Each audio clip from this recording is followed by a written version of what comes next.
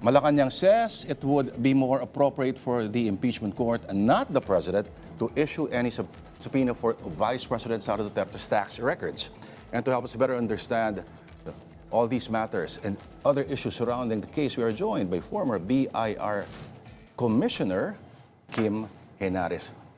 Commissioner, salamat po sa pagpunta. Alam ko, normally sa Zoom lang kayo nakakausap. Pero thank you for taking time out.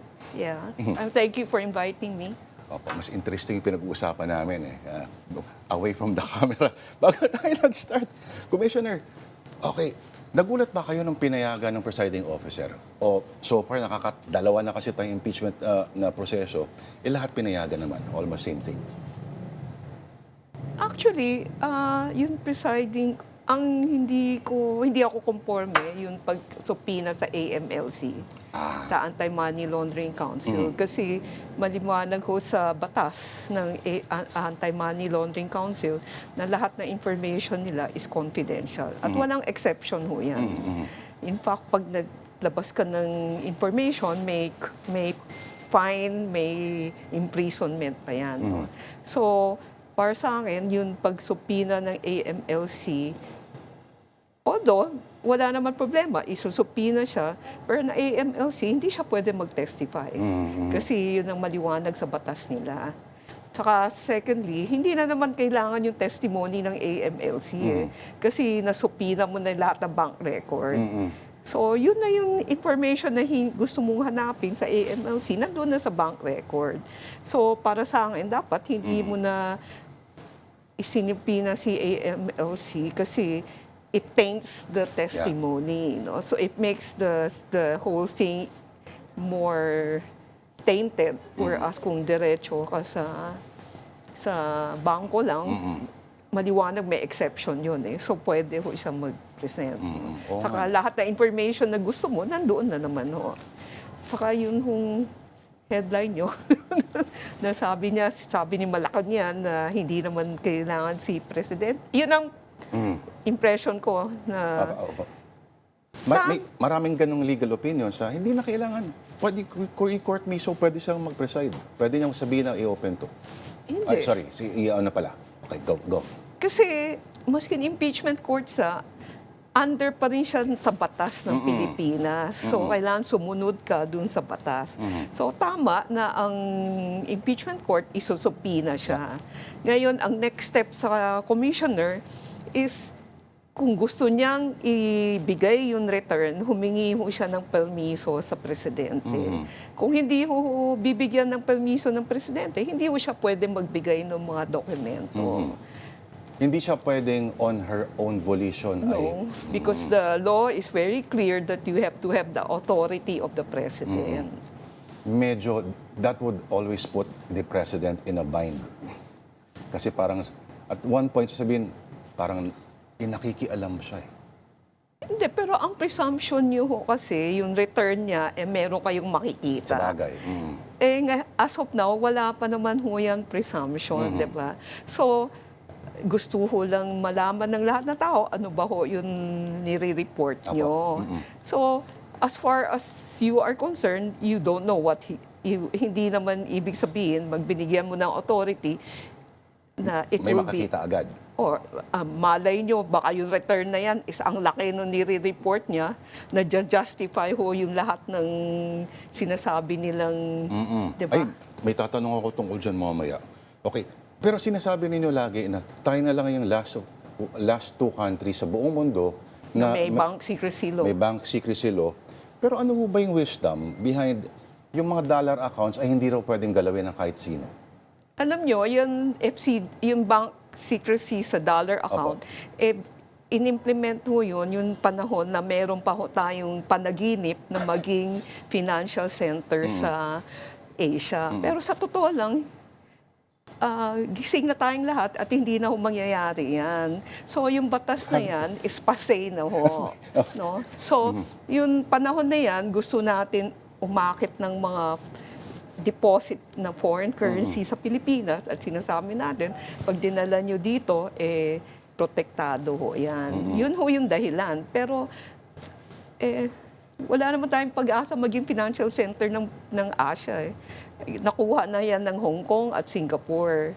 At siguro ngayon ng Shanghai, di ba, ng Wala China. masama sa mga pangarap, Commissioner. Hindi, pero yung pangarap natin, So, dapat based on reality. So, para mahikayat mag-invest sa mga mga tao ano. na magdala dito. So, para sa akin, itong impeachment at saka yung flood control controversy is showing na kung talagang gusto natin na maging transparent at hindi makalusot itong criminality na ito, kailangan very transparent ho tayo sa mga information natin. No? Like bank secrecy law, masking yung returns, mga information, di ba, dapat nun tingnan na ho ulit yan. No? Kunyari, dapat pwede mo na ho yan ibigay, lalo na kung sa gobyerno rin. No? Kasi makakatulong yan. Like for example, meron kayong application, di ba kailangan ng ITR. Hindi ko na kailangan mag-apply sa akin. Kasi, at mag-apply, tapos dadalhin mo doon, sasabihin mo lang doon sa ahensya, sa BIR, padala mo na sa kanya. Di mas madali, di ba ho?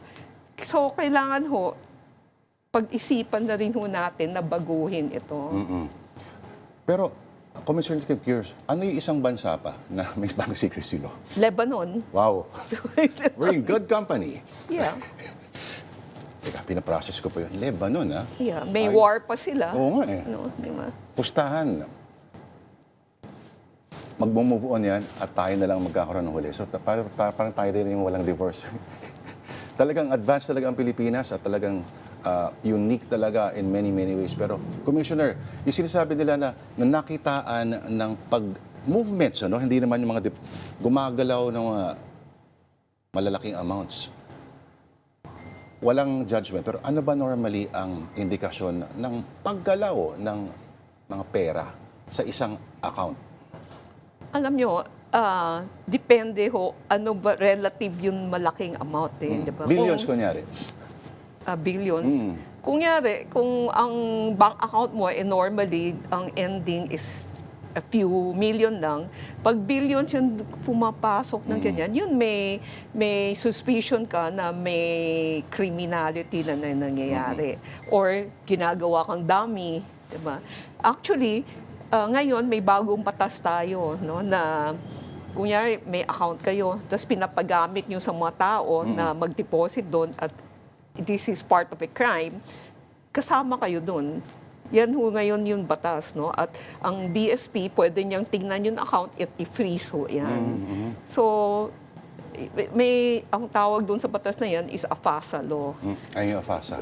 So ngayon, meron na rin hong, di ba, may drug mule. Ngayon, meron hong money mule. So, pwede ho kayong file ng criminal case at pwede ring sabihin ng BSP, i-freeze yung account nyo dahil dito sa bagong batas na At ito. wala silang pakialam kung, wala akong kamali-mali na. Kala ko, legit yung negosyo niya, yun pala. Doesn't matter. Walang excuse ho yan. Kasi know your client eh. Di ba? Dapat alam nyo kung yun sa lahat ng pera na pumapasok sa inyo, saan galing at kanino galing. Pati mga bangko, of course, damay po dyan. Ano? Naalala ko nung unang era of impeachment, talagang isa-isang pinatitestify ang mga bank officers. Mukhang magkakaroon din ng ganong showdown dito, Commissioner Kim. At sinasabi naman ng mga nasa defense on, parang, sino na lang magtitiwala? Magkakaroon ng bank run, etc., etc. Yung isang bangko, ay nagsara na nga yung isa doon. Although, I'm sure walang kinalaman sa impeachment. Pero, ano tawag dito? Ang pagbabayad ba, halimbawa, Commissioner, ng tax, ay indikasyon na, ibig sabihin, parang upright citizen siya. Hindi rin.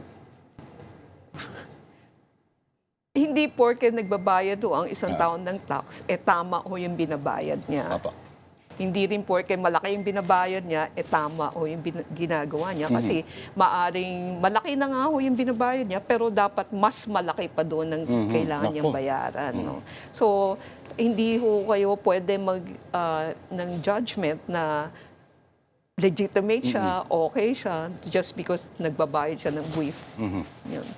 Okay, kasi sinasabi nila yung may mga, how often do you find situations as tax administrator, no? perfectly filed tax returns, pero sa likod nito, meron palang tinatagong mas malaking horror story.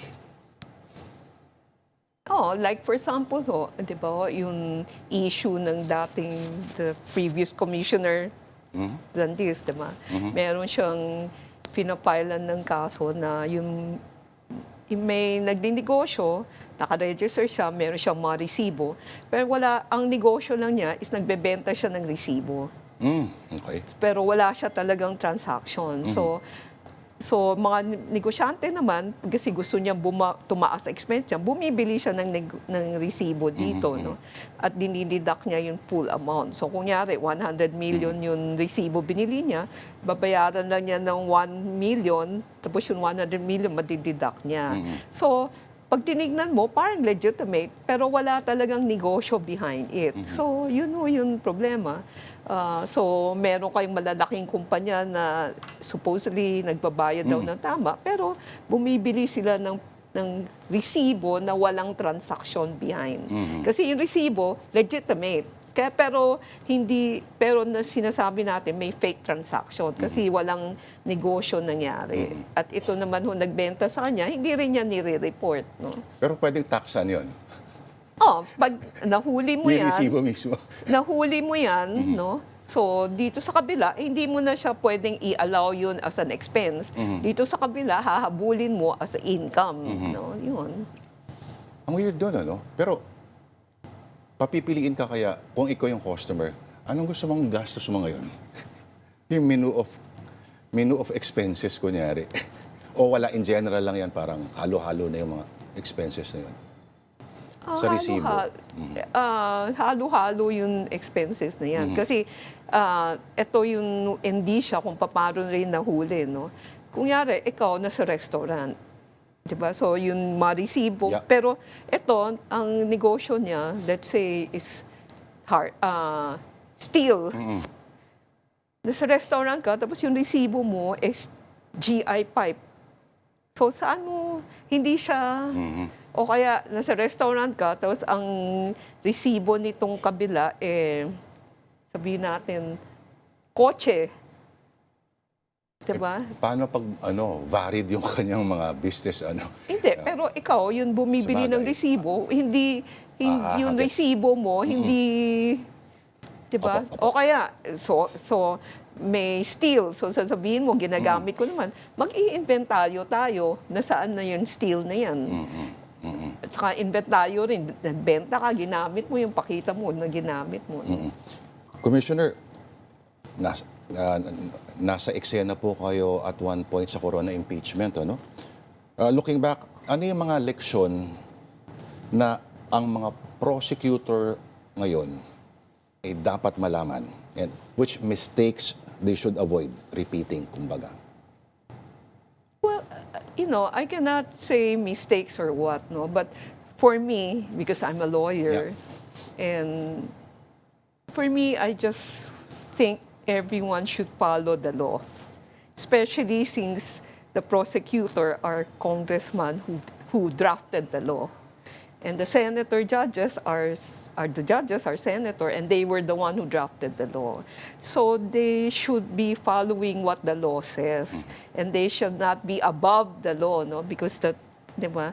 So para sa akin lang, in the proceeding, I think everyone just wants na the law is followed, the rules are properly implemented, at hindi ho, di ba? Hindi ho ganito ang rule para dito, iba yung rule para dito, di ba? So, yan ho yung, para sa akin, yun lang yung issue. Kailangan ho, consistent tayo sa pag-a-apply ng principle. No? Kung sinabi natin na kailangan sundin natin yung batas, so lahat ng aspeto nun trial, kailangan sumunod tayo sa batas. No? Yung pag si Justice C.J. Corona noon, pumirma ng waiver. Sa bangko yun, Sa bangko, pero not opo. sa ITR. So, ibang issue ho yun. Opo. No? So, yun. Okay. May binanggit kayo sa isang interview kahapon, ano? Meron kayong, yung mga top taxpayers, let's say, ng of a certain year sa isang syudad, nilalabas pa rin ngayon yun. Kasi exception ho sa rule. Exception. Pero gaano kahirap mapapayag ang mga ito na Hindi. ilabas yung ano nila? Hindi nyo kailangan siya hingan ng permission. Kasi ang batas nagsasabi na ang BIR kailangan maglabas ng listahan na yan. So whether you like it or not, lalabas ho yung listahan na yan. Yun ho yung isang exception sa confidentiality ho ng mga ITR. No? So, kaya tatlo yung exception. Yung una, kailangan may permission ng presidente. Pangalawa, dahil nag-prepare ka ng listahan ng top taxpayer. Pangatlo, dahil yung ibang bansa humihingi sa iyo ng ITR ng mamamayan nila o residente nila. So, kailangan nyo ho ibigay sa kanya. So, para pag tinitingnan mo, parang ang pinakamayamang mga tao sa Pilipinas ay mga artista. Ano mo, ang artista, mas madali habulin. Kasi very Public, very visible. public, visible, because that's how they gain their fame. Diba? Whereas others, hindi sila public, hindi sila visible. Sabi nila, mali yung abogadong kinuha nila. Mali ang accountant na kinuha daw nila. Saan? Mali ang accountant daw na kinuha nila. Sinasabi. Hindi ko alam. Sorry po. Okay. Interesting po na usap. Yung RATS ba na campaign ninyo noon? Rate. Kami rate. Rate pala. Si Ratsi Customs. Okay, sorry. May joke ako tungkol dyan, pero okay. In some form, probably, nagko-continue pa naman siya, di ba? Tinutuloy pa Yeah, rin. they are continuing it. Yeah. I see. Okay. So, meron kayong sinight din. Ito, last question ko na lang po ito. Of course, in-explain nyo na yung kaibahan ng fishing expedition sa yung lehitimong paghanap ng particular talaga ng mga ano. Yung, ironically, ginamit ito ni CJ Corona dati, itong isang napakalumang batas, RA, mula pa 1955, 1397, or 1379 po ba ito? Yung ginamit sa state ni nila Marcos. Ano ho? Yung unexplained wealth, no? Yung ginamit para makuha yung yung sa Panama na property ng mga Marcos. Ginamit ni CJ Corona, no? Yung Marcos. 2012, Arelma decision. Ito po, na-forfeit yung assets ng Marcos in favor of the state. Pwede ho bang mai-apply pa rin halimbawa ito kung hindi maipaliwanag talaga itong ganitong batas? Alam mo, yung batas sa anti-graft and corruption, yun hong pag-recover ng ill-got, yung galing sa corruption, hindi ho nagpa-prescribe. So, forever and ever ho yan, pwede mong habulin. Ang gobyerno, pwede siyang humabol ho nun lahat ng property na fruits of that corruption. The law is very clear on that. Yun ho, walang prescriptive period. So pwede yung habulin kahit kailan. Ultimately, babagsak ito sa debate na, ano ba dapat ang saan tayo mas tumalima? Yung utos ng konstitusyon o yung karapatan ng individual na pangalagaan ng kanyang pinaghirapan, inipon, mga ganun po. Alam nyo, ang Constitution, may Bill of Rights rin ho yan eh. So, inaalagaan rin ho yung right ng tao. No? Pero, kung yan, inaakusahan ka, may Bill of Rights, may right ka against self-incrimination, mayroon kang right to defend yourself, and right to only yung mga evidence na admissible lang, na pwedeng gamitin sa iyo. No? Sa isang demokrasya, or maskin hindi demokrasya yung bansa, hindi naman unlimited ang right ng tao. It's always, meron hong parameter ho yan. No? Kasi, hindi ka naman nag-iisa sa mundo. Meron ka hong katabi, no? Meron maraming tao around you. So there's a limit of what you can and cannot do, di ba? Well, I mean, there's no such thing as unlimited freedom or rights, no? Wherever you are, walang ganon, no? Walang absolute. Maski nasa Russia ka, hindi ka naman unlimited rights. Nalilimit ka ni Putin. Ang ganda na example niyo talaga. Russia talaga. Hindi, kasi yan yung communist eh. Compared to democracy, di ba? Uy, democracy na raw sila, sabi ni Putin. Well, anyway. Alright. Maraming salamat po. Marami pa akong gustong itanong, pero thank you po. Itong susunod natin mga kausap mamaya, Commissioner, Pulitzer Prize winner, malaki ba pwede i-tax doon? Hindi ko alam. Ano ba yung premyo ng Pulitzer Prize niya? Ay, tax-free yata yun. Sa States kasi generant yun. No? Pero maraming salamat po for BIR Chief Kim Henares. Maraming salamat, ma'am. Sige po. Thank you rin po.